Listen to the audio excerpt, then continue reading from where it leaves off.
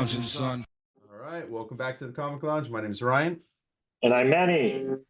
And we're finally going to be talking about the breaking of the Batman, aka Batman 497, a comic book that has been stuck in my mind since I was a little kid and first started reading comics. So very excited to go through this on the channel with you.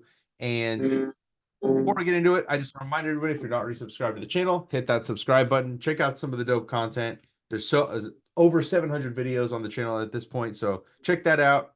And also hit the bell icon so you're notified every time we drop a new vid, which is basically every single day. And now let's get into Batman 497, this sick cover by Kelly Jones. Yeah, man. One of my favorite Batman artists, hands down. One of the most iconic covers, you know? Yeah.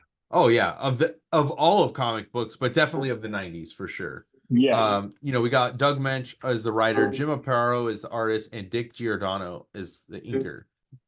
If you hadn't been reading the Batman stuff up until this point, Batman has been put through the ringer. There's a reason this is called Nightfall, and this is chapter 11. So the preceding 10 chapters was all about Batman just getting worn the fuck out, and the mastermind behind it all was Bane. And it started in the Bane, I think it's called Vengeance of Bane, his first appearance, where he decides he's gonna go after Batman.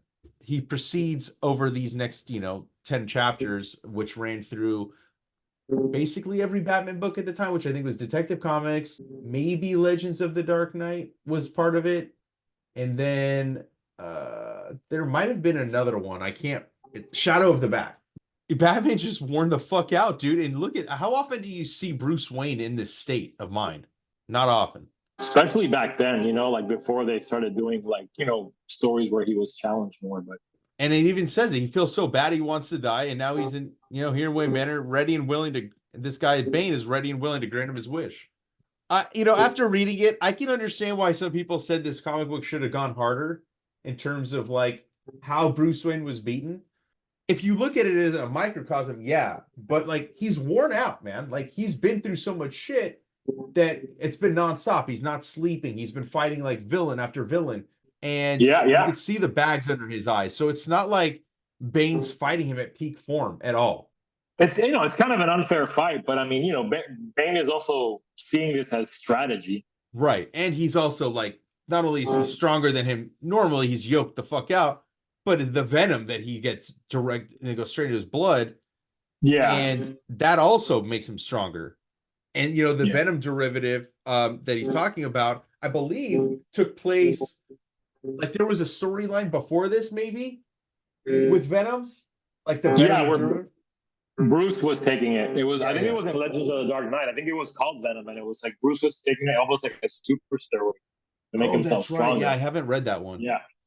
I read it as a kid, but I was too young to really understand it, and I read it like in pieces. I didn't have a full run because it was in Legends of the Dark Knight, and that was a hard book to find and understand. It might have been one of those series at the time that was direct market only. Yeah, I think it was. Yep. So he's like, "Oh, you're familiar with Venom. You know what it can do all too well." Bruce says, "Dude, I mean, Bane is just the ferocity just in that." Him fucking showing how he wants to break him. Jim Aparo is a fucking great artist. So Doug Moench is a fucking great writer too, dude. I really love the stuff he does with Kelly Jones that takes place after this. Not to say I don't like any of this stuff, but the stuff that comes later is amazing. Look at that. I've known you since I lived in the hell of a dark hole thousands of miles from here. I've known you in my dreams. So he's been fantasizing and planning this for fucking... I mean, I don't know what the time frame is here. I'll say weeks. Comic books being what they are, it's definitely not years. I don't even know if it's how many months it's been, but it's been a while. He's basically playing chess. Yeah, and I think that the last string of things that Bruce goes through, I think he has been up for 3 or 4 days. Gotham's the ultimate prize, and all the deaths, all the wasted lives. It's been nothing but that. You'd kill just to rule this city. I'd kill for anything, Look at this. So I love how, no matter what, even though he knows he's outnumbered, Batman will always go down fighting. He never succumbs to defeat at all, And the crazy thing is that what I didn't even mention is Bane knows Bruce Wayne is Batman. I glossed over that completely, and he's attacking him in his own home. And he figured it out. It sounded like he he says it at the beginning. He's like, it could only be you. Like, who else could it be? Oh, I love this, dude. I realize you may well be the single greatest source of madness and evil I've ever faced. If one more, and he says it in that case one more time. He's ready to die, dude.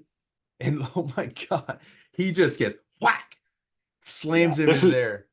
this is when it gets good. The choreography in this fight is really good too. Like it Yeah, I love this comic. I mean, yeah, I guess you could go harder, but like really, what are you expecting from a comic book that has the Comics Code Authority, right? right. Like you Yeah, can this only is go a so far. mainstream book. Like this was sold at 7-Eleven, you know, like Yeah.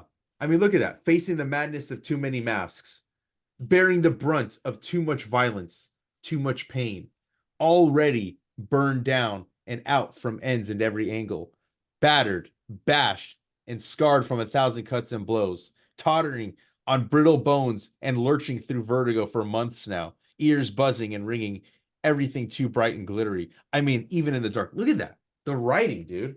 And all the while, like Alfred's like, "Are you okay? Go, get out of here." You know, because yeah. he thinks he's basically about to die, but he's gonna go down fighting. Bane just proceeds to fucking beat the shit out of him. He throws him down the stairs, end up in the fucking bat cave.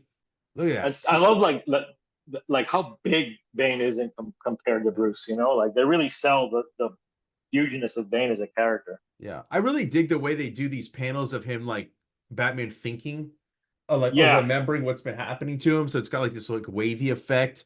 It's got this like shade of purple over it.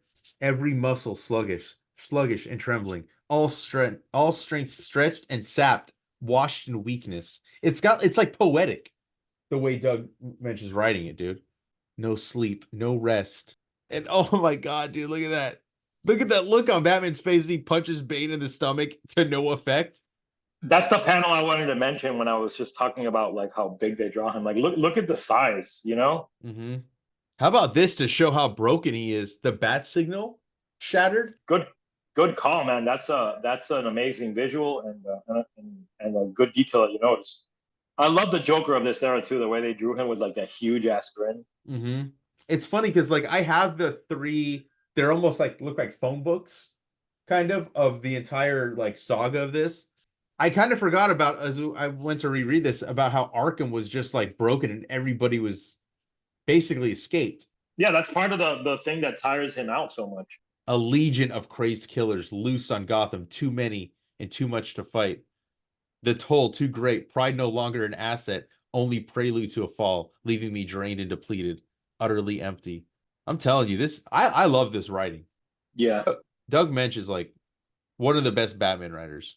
But still they loomed and lunged from the dark, laughing demons with bad intent, bearing pain and nothing more, chipping away at what. Yeah, it's like super hard boiled, super poetic. Just keeps getting fucking. Look at that! Right into the giant penny. The penny lands on him. Oh my God! And he's like, and Bane yelling at him, "Why don't you fight?" It's like a wrestling match, bro. Look at how he fucking just chops off this fucking like rock growing from the cave to use as a way to fucking beat him. And you know, Alfred is on his way to find Tim because Tim Drake at the time is living on the property with his father. I forgot exactly what his dad was doing for Bruce Wayne, like why he would be living there. Dude, you've got no spine, and that's just like a clue of what we're about to see, you know? I like also too how we see how he's getting worn out and to show that like, you know, lack of sleep, lack of being at home, like the scruff on his face. The messy hair. You know, Bruce is usually very well put together dude, man. Mm-hmm. Oh, dude, how about that? What a great visual too. How he gets knocked straight into the case where Jason Todd's costume was hanging. Here we go, dude. The look on Alfred's face. He has to grab Tim. He's like, we may need an ambulance. It's bad. We got to get John Paul, who becomes the new Batman, right? And then eventually becomes, or he is Azrael and then takes over the mantle of Batman and then is Azrael again. But dude, look at that. You can see the quivering in his body. He can't even fucking, he has no strength left. Dude, it's just a brutal beatdown uppercut. You know, he goes left, right, kick. You know, like he's just relentless with his blows. He's not stopping. Almost impales him on the fucking rocks there. And then the whole time, Batman's like, I love that it cuts away to what he's thinking because he's not even present in this fight. Batman's usually someone that's super focused and present on the battle at hand, and like he's so out of it and so beaten that his mind is starting to drift. It's like he's almost like you said, he's like almost accepting that he's gonna die. So Yeah, it's he's like going through it. yeah, yeah, that's what I was gonna say. It's like he's, you know, his life is flashing before him. It's like a different take on that, right? Correct, yeah. Dude, this panel right here with the fucking yellow, orange, and red like effect behind. Love it, dude. Yeah. I love the lettering there. And I love it like beg for mercy, scream my name, go back to hell. Here it is, dude. Oh my god. I am Bane, and I could kill you, but death would only end your agony and silence your shame. Instead, I will simply break you. And there we go. One of the most iconic images, panels in all of comic books. Mm-hmm. You What a know, I great remember page reading turn this as a also. kid. It sells it, bro. I love this panel, man. I think it's fantastic. Mm-hmm. It's a full page splash. Talk about using a page turn effectively, you know? This is one of the best examples. Like slam, broken and done. Dude, I just love how how it ends. He just fucking throws them. Boom. I love this in the letters pages too. Don't stop now. Nightfall continues in Detective Comics 664. I like how they used to do that too on the pages. How they'd have like, you know, the chapter things. Like Superman would have the, you know, the shield in the corner, so you knew which order to read your Superman books in. That was cool, man. I didn't mind those like I guess like long-term crossovers kind of suck if you're trying to if it's like 6 titles and you're trying to get every chapter. But you could still read each title individually, you know? Yeah. Like Spider-Man kind of did that too with like Spectacular Spider-Man, Web, and Amazing. I mean, it was an interesting time for writing because like they were experimenting with the long story arcs, but they also understood because of the way that comics were distributed, you weren't always going to get every chapter, especially if you were picking up at the newsstands. Mm-hmm. So, you know, they had to sort of recap what was going on in each story. So as like as a writer, I'm sure that was challenging and interesting and like, you know, maybe it seems a little bit old fashioned or like, you know, like not the kind of, you know, writing tools we use today. But I kind of miss that era of comics too. I don't know. It felt larger than life. And even if you had like one chapter of something, you felt like you had a chapter of this epic shit that was going on. Same. Know? I mean, look at like that's what Doug Moench did in here. Bruce like reliving what has been taking the place over months, right? In comic book time too. Not only comic book time, but in real time. Use it for there's multiple ways he used it. He used it so you could recap it for people that are picking this up for the first time. And he did it as a way to show that Bruce is like accepting his fate of like he's probably gonna die, right? I love this comic. I do too. It's a fun era, dude. I love going through like this whole saga was really fun, and I read it, you know, a few years back. I kind of want to like dip back into it, but it'd be cool to talk about issue 500 too with that new suit that comes out. Oh yeah, dude, for sure. So we'll definitely be talking about that too on the channel soon. But if you haven't read this is a super easy book to find, whether it's in trades, omnibus, single issues. It's a piece of comic book history, and it's a fun comic, dude. Great comic. Go pick it up. And while you're at it, make sure you like, follow, subscribe, hit the bell icon so you're notified every time a new vid drops. And on that note, we're out.